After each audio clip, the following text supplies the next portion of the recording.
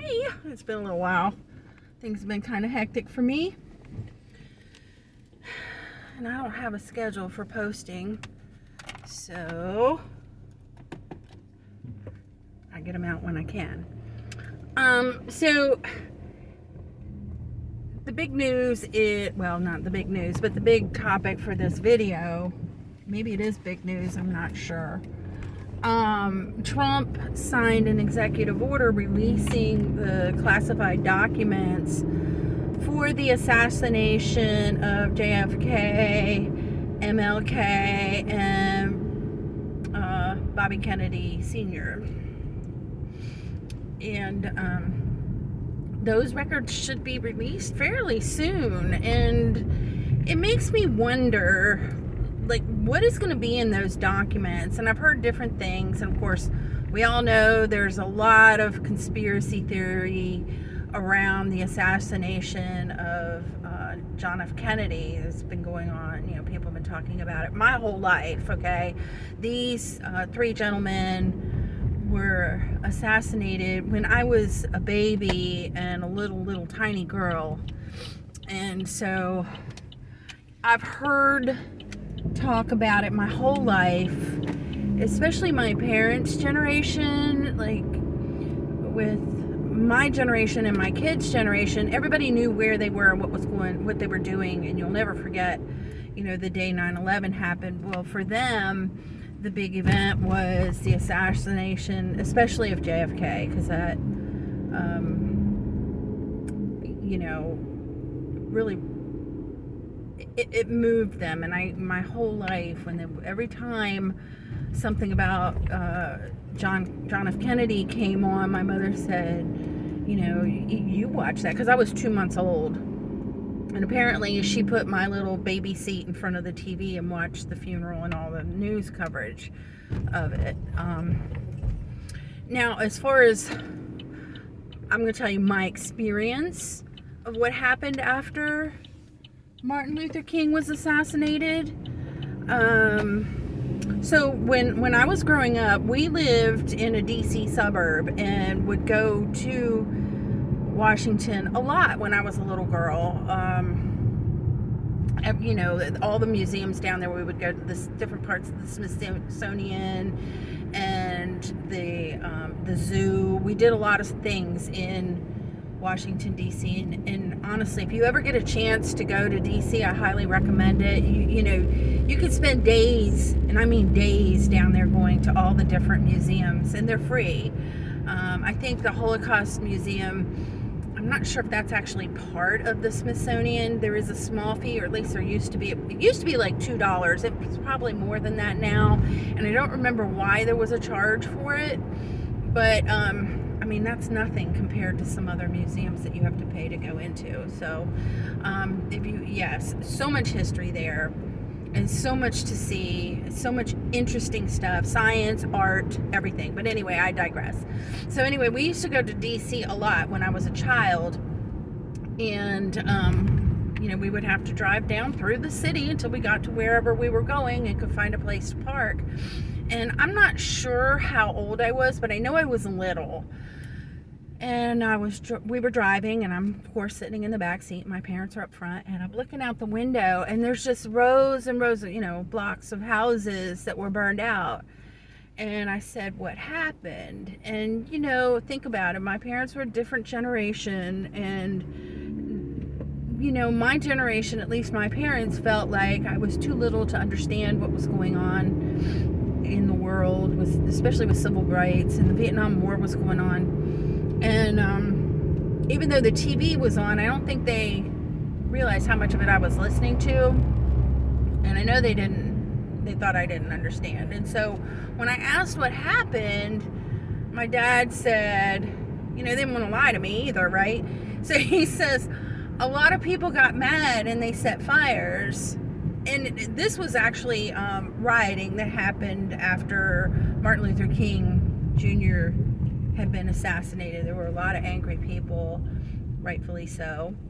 And not that I condone rioting, because I don't, but I understand it.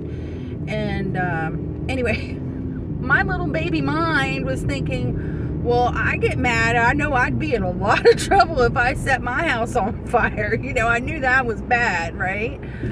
So even as a 4 or 5-year-old, whatever I was at the time. So that was my first experience of witnessing the aftermath of civil unrest. I'll just put it that way. God, that's what kids think, right? So going back to this executive order, we don't even know what's considered classified. And I've heard a couple things as I'm going through and listening to different commentaries on what to expect from this. And a lot of people seem to feel there's not going to be a smoking gun, although there may be. I don't want to discount that, because one of the I've heard 2 different things recently, because I'm not really into conspiracy theories, but 2 of the most recent things that I heard was that Lyndon Johnson wanted JFK assassinated. Of course, he became president after the assassination. He was sworn in on Air Force One.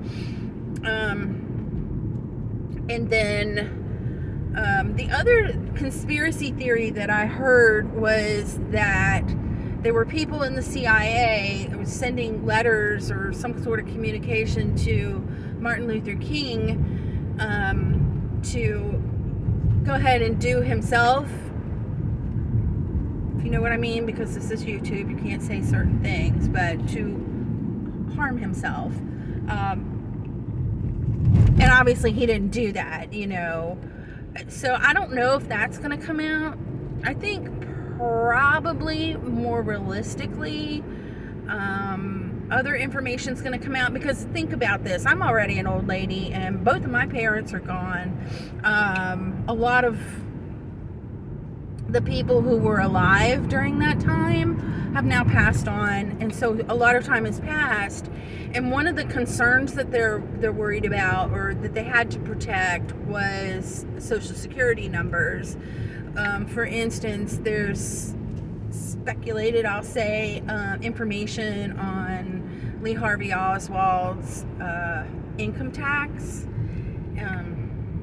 And I guess some other people involved, they have Social Security numbers, so they had to protect those of people who were alive at the time. I don't know that everybody who was involved in these investigations, sorry about that, my nose is tickling. I don't know that everybody's gone, but for whatever reason, they have to protect the Social Security numbers of anybody that they had on. So that was one reason, and tax information.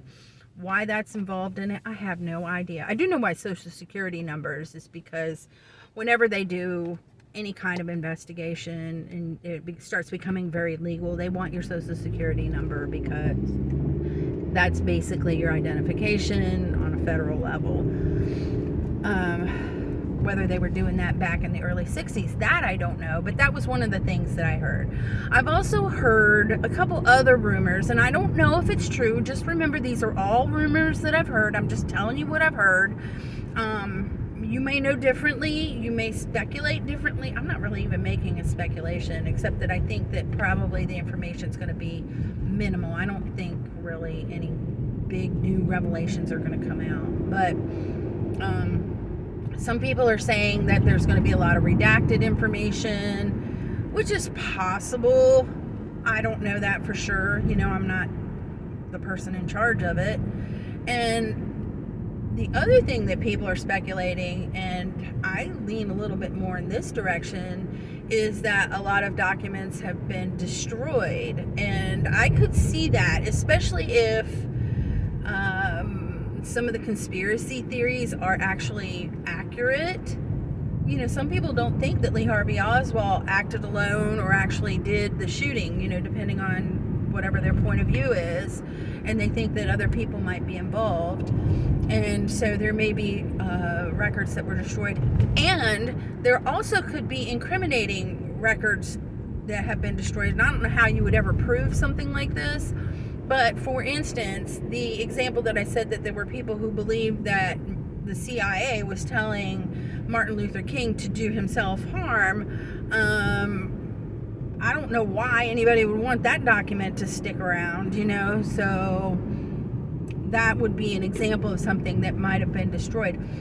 The other thing is, and remember, this was in 1963, so yes, they had telephones, they had other forms of communication. It wasn't like they were still going by Pony Express, but they didn't have email, they had snail mail. There was technology, they didn't have the technology that we have today.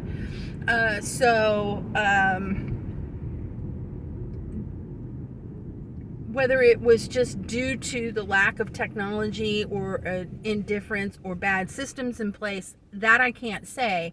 But there is some feeling that there was poor communication between the FBI and the CIA in regards to what Lee Harvey Oswald was doing at the time before the assassination. There was speculation or some kind of suspicion. I'm picking my words as carefully as I can, to his anti-government, anti-Kennedy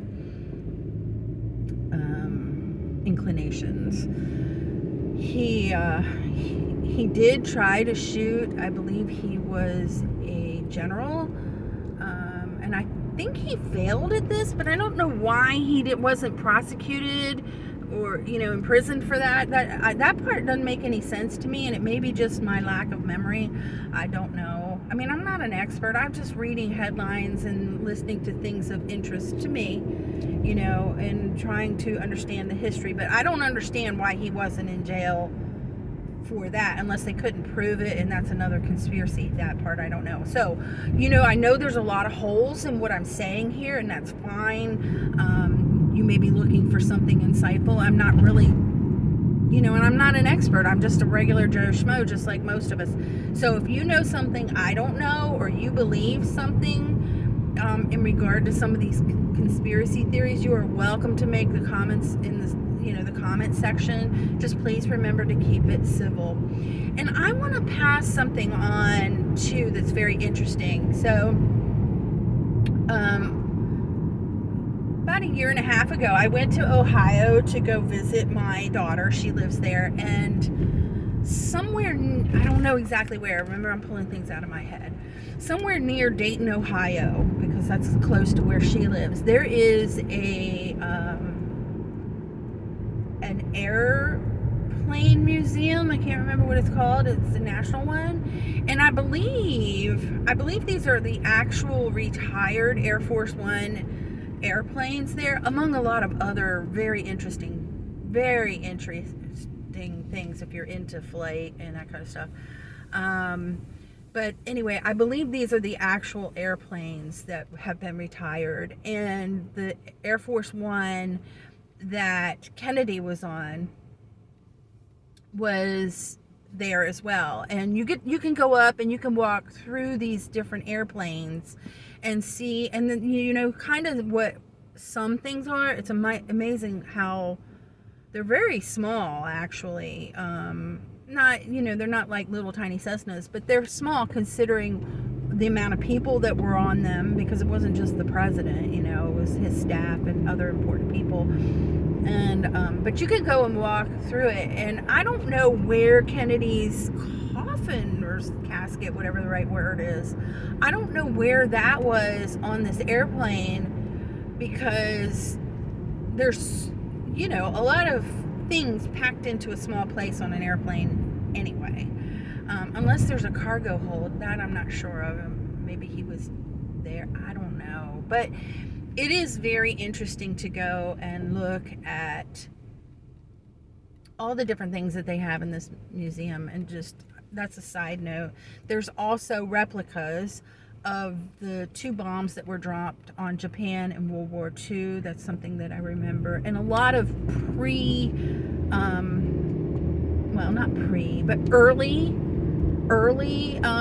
aviation models and airplanes, and uniforms. There's also things like that, and there's just a ton of information in this museum. And if it's not free, which I think it was free, but if it's not free, it's also very, very cheap, because there was a lot of us going and we didn't spend a lot of money on that trip. So yeah, it was very interesting. Very, very interesting. So another little place to go if you want to learn about aviation history. There's also in DC, what is it called? Air and Space, the Air and Space Museum, which is a little bit broader because it covers things like our space travel, you know, and the things that Kennedy did to get the people, the astronauts on the moon, which was a big deal. He didn't, I'm trying to think, they went in the 70s. I think he started that, but it wasn't really completed until after his assassination. So anyway, I would love to know your thoughts on this. I so appreciate you guys listening to me babble, and I just hope that everybody's staying safe. It'll be interesting to watch how things evolve through this next coming term, and I guess I'll talk to you later when I think of something else I want to say. All right, you guys have a good one.